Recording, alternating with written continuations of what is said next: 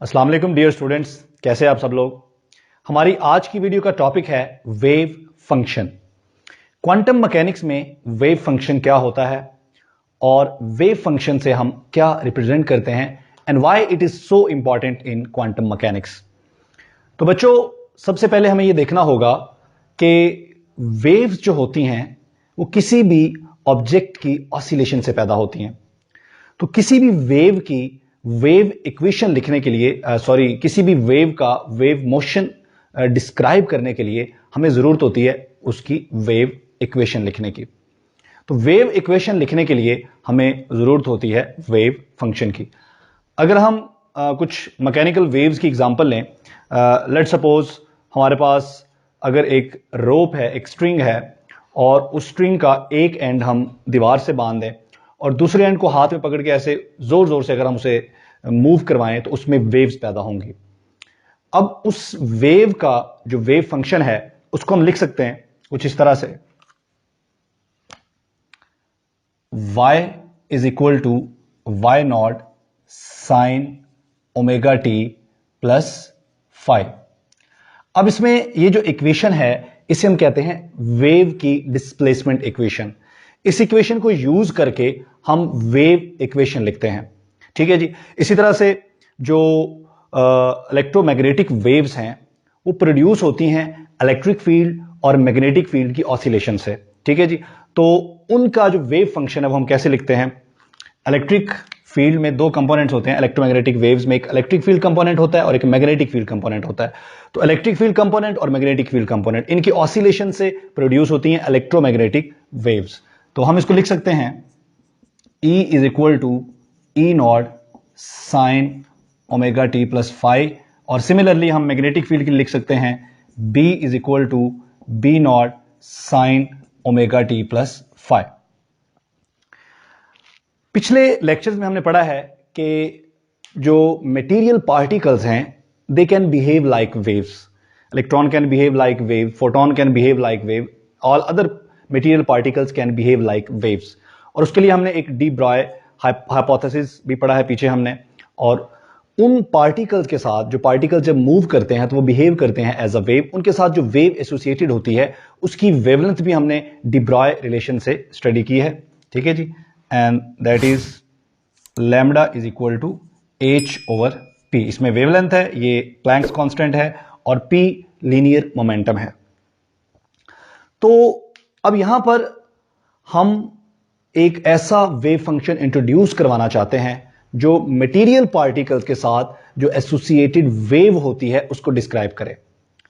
कोई भी wave function wave की मैथमेटिकल डिस्क्रिप्शन होती है, ठीक है जी, कि वो वेव का जो मैथमेटिकल फंक्शन है उसे हम कहते हैं उसका वेव फंक्शन।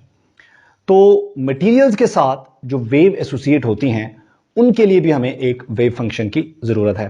तो पहले हमें इस कॉन्सेप्ट को क्लियर करना होगा कि वेव प्रोड्यूस होना या वेव प्रोड्यूस करना और वेव एसोसिएट होना ये दो अलग अलग चीजें हैं।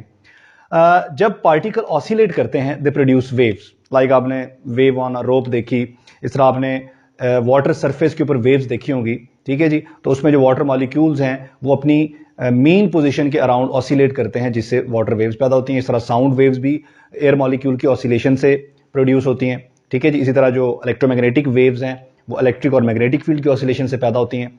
तो जब भी पार्टिकल्स ऑसिलेट करते हैं दे प्रोड्यूस वेव्स। अच्छा, वेव एसोसिएट होना ये अलग बात है। जो मैटर वेव्स हैं they are associated with matter particles, यानी कि पार्टिकल्स जब मूव करते हैं, ठीक है, material particle they behave like waves. अब वेव की तरह बिहेव करना ये अलग बात है और वेव्स प्रोड्यूस करना ये अलग बात है। तो मैटर वेव से मुराद ये नहीं है कि जब मटेरियल पार्टिकल्स मूव करते हैं they produce wave, wave produce नहीं कर रहे होते, they are behaving like waves. तो वो जो वेव्स उसके साथ मटेरियल पार्टिकल्स के साथ एसोसिएटेड हैं उन वेव के लिए भी हमें एक वेव फंक्शन चाहिए। That wave function was introduced by Erwin Schrodinger. Erwin Schrodinger ने इस वेव फंक्शन को इंट्रोड्यूस करवाया and this wave function is represented by psi x y z और टी। तो ये साई वेव फंक्शन है, इसके चार कोऑर्डिनेट्स हैं, इसमें एक्स वाई जी जो हैं ये स्पेस कोऑर्डिनेट्स हैं और ये चौथा टाइम कोऑर्डिनेट है। तो ये वेव फंक्शन है जो मैटर वेव्स को रिप्रेजेंट करता है, यानी कि उन वेव्स को which waves are associated with matter particles, ठीक है, जिनकी वेवलेंथ हमने डी ब्रॉय रिलेशन से पढ़ी है। अब यहां पर एक और क्वेश्चन है। क्वेश्चन यह है कि जो वेव्स होती हैं, हर किस्म की वेव्स में something is waving inside the waves. आप दूसरे लफ्जों में आप यूं कह सकते हैं कि कुछ ना कुछ ऑसिलेट कर रहा होता है जिसकी वजह से वेव्स प्रोड्यूस होती हैं। तो जो मैटर वेव्स हैं उनमें किस चीज की ऑसिलेशन होती है जिससे मैटर वेव प्रोड्यूस होती हैं, या what is waving inside matter waves. तो ये बड़ा अहम क्वेश्चन है हमारे पास, what is waving inside matter waves.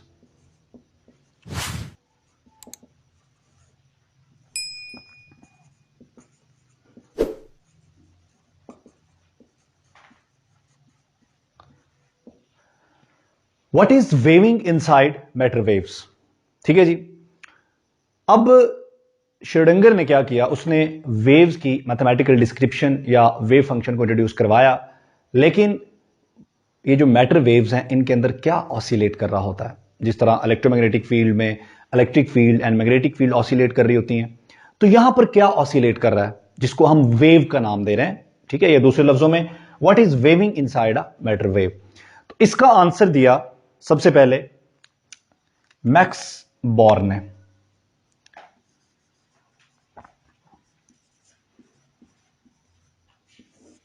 Max Born ने यह बताया कि एक्चुअली ये जो वेव एसोसिएटेड होती हैं मटेरियल पार्टिकल्स के साथ, जिनको हम मैटर वेव्स कहते हैं, एक्चुअली ये जो वेव है ये है probability wave. What is probability? Probability is the chance to find a particle in a particular space. किसी खास जगह में एक पार्टिकल के होने का जो चांस है दैट इज कॉल्ड प्रोबेबिलिटी। तो मटेरियल्स के साथ या मटेरियल पार्टिकल्स के साथ जो वेव एसोसिएट है, जिसे हम मैटर वेव कह रहे हैं, एक्चुअली ये एक प्रोबेबिलिटी वेव है। It is a probability wave.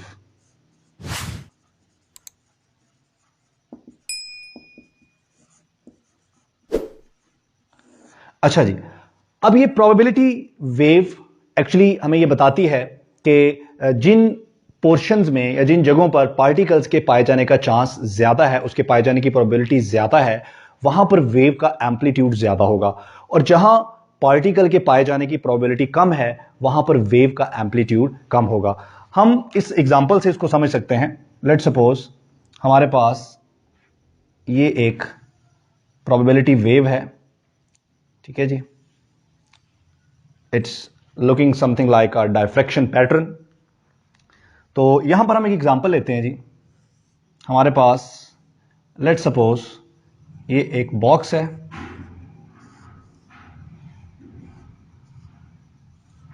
अच्छा जी, ये हमारे पास एक बॉक्स है, और इस बॉक्स के अंदर किसी भी जगह पर लेट्स सपोज इस कॉर्नर में एक पार्टिकल है जिसका मास है m, और इस बॉक्स का जो वॉल्यूम है दैट इज v। अब इस बॉक्स के अंदर इस पार्टिकल के पाए जाने की प्रोबेबिलिटी कितनी है? 100%, यानी कि इस बॉक्स के अंदर 100% ये श्योर है कि पार्टिकल मौजूद है। लेकिन इस बॉक्स के किस हिस्से में वो पार्टिकल मौजूद है वहां उसकी प्रोबेबिलिटी क्या होगी? ज्यादा होगी, और जो बाकी हिस्से हैं वहां पर उसकी प्रोबेबिलिटी पाए जाने की कम होगी। तो यहां पर जरा इस वेव को देखिए। इस वेव के इस जगह पर आप देख रहे हैं कि डिस्प्लेसमेंट मैक्सिमम है। इसका मतलब है अगर वेव का डिस्प्लेसमेंट मैक्सिमम है तो इट मींस कि वहां पर पार्टिकल के पाए जाने की प्रोबेबिलिटी मैक्सिमम है, और जहां पर डिस्प्लेसमेंट जीरो है वहां पार्टिकल के पाए जाने की प्रोबेबिलिटी जीरो है, और जहां पर इसका एम्पलीट्यूड कम है वेव का, वहां पर पार्टिकल के पाए जाने की प्रोबेबिलिटी भी कम है, ठीक है। तो ये प्रोबेबिलिटी हम फाइंड कैसे करते हैं? ठीक है जी, इसे हम कहते हैं प्रोबेबिलिटी डेंसिटी।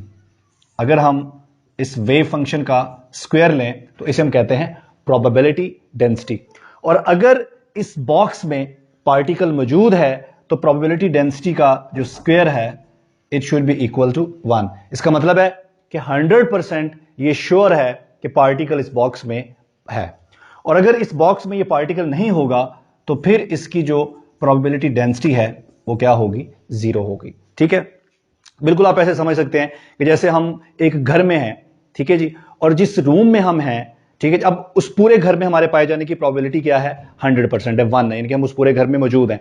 लेकिन हम जिस रूम में हैं वहां हमारी प्रोबेबिलिटी मैक्सिमम है, और जो बाकी एरिया है घर का, बाकी रूम्स हैं, वहां पर हमारे पाए जाने की प्रोबेबिलिटी कम है। ठीक है, लेकिन उस घर में हमारे पाए जाने की प्रोबेबिलिटी 100% है। तो ये जो मैटर वेव है या wave which is associated with the particles, actually this is a probability wave. ये प्रोबेबिलिटी वेव हमें ये बताती है सिर्फ कि पार्टिकल्स आपका कहां पे है, कहां उसकी प्रोबेबिलिटी पाए जाने की मैक्सिमम है और कहां उसकी प्रोबेबिलिटी कम है या मिनिमम है। ठीक है जी।